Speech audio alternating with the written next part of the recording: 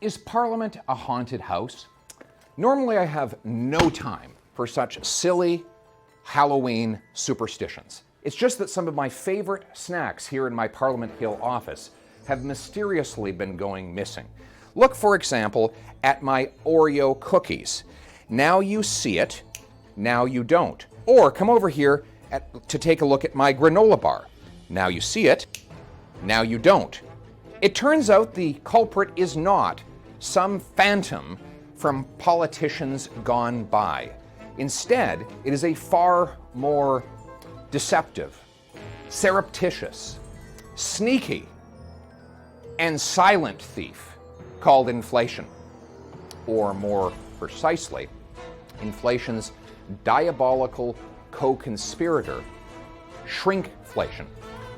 A term invented by Dalhousie University's food professor, Sylvain Charlebois, who explained that many companies, instead of raising the price that you see on the price tag, have actually been shrinking the product in the bag or box in which you bought it. So for example, the number of Oreos in a bag has actually dropped by approximately 10%.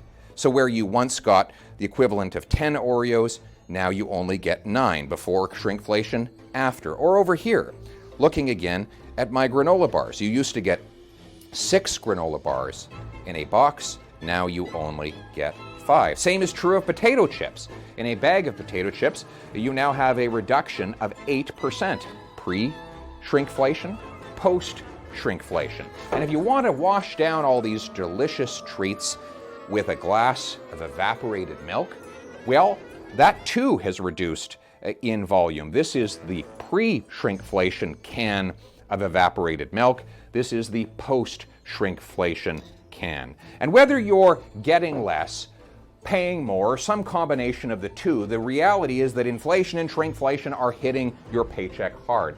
Chicken is 35% more expensive in Newfoundland. Butter, 42% more expensive in Nova Scotia.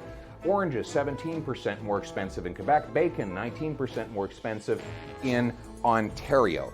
And it's not just the foods we eat, it's everything else that we buy. Gas is up 1/3, as is real estate, which is great. If you own an ivory tower, well, you might have gained millions of dollars in higher property value, but if you are a working class young person struggling to save up for a down payment, you're finding the dream of home ownership moving further and further away. The rich get richer, the poor get poorer.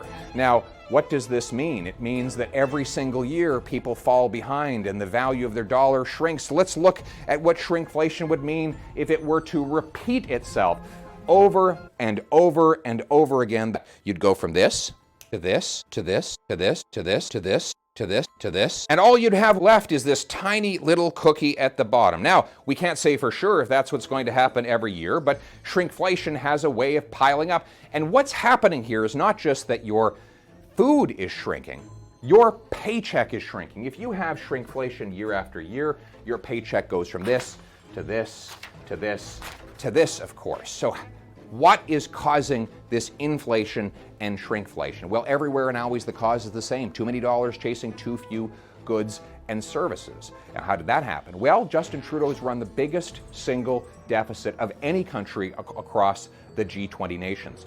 All those other countries had COVID too, but somehow we had the biggest deficit of all, the most expensive government in responding to it, even though we in many cases had inferior results. Trudeau did something very clever. He had the Bank of Canada print the money. The money supply grew by $400 billion. That's a 20% increase in the number of dollars circulating.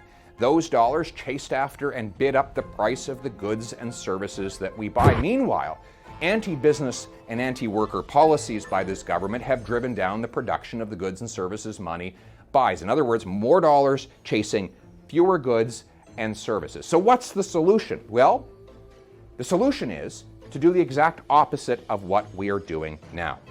Let's phase out the deficit by getting back to normal pre-COVID levels of spending. That means canceling the $100 billion slush fund of extra spending that Trudeau was going to pile on top of core services over the next 3 years. Let's discipline year after year in order to root out waste, corruption, and unnecessary expenditures. And let's stop the bank from printing cash so that we deal in real money.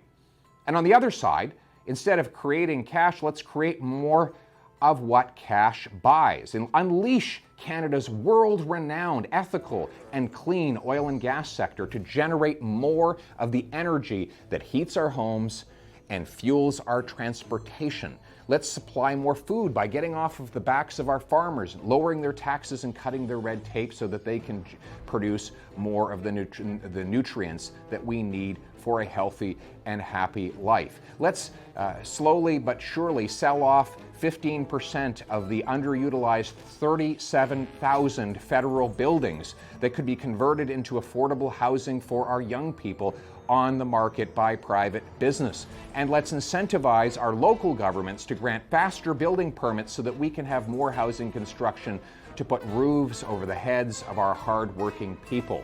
In other words, let's create more of the stuff cash buys rather than simply creating more cheap money. Simply put, make more, cost less, paychecks, not debt.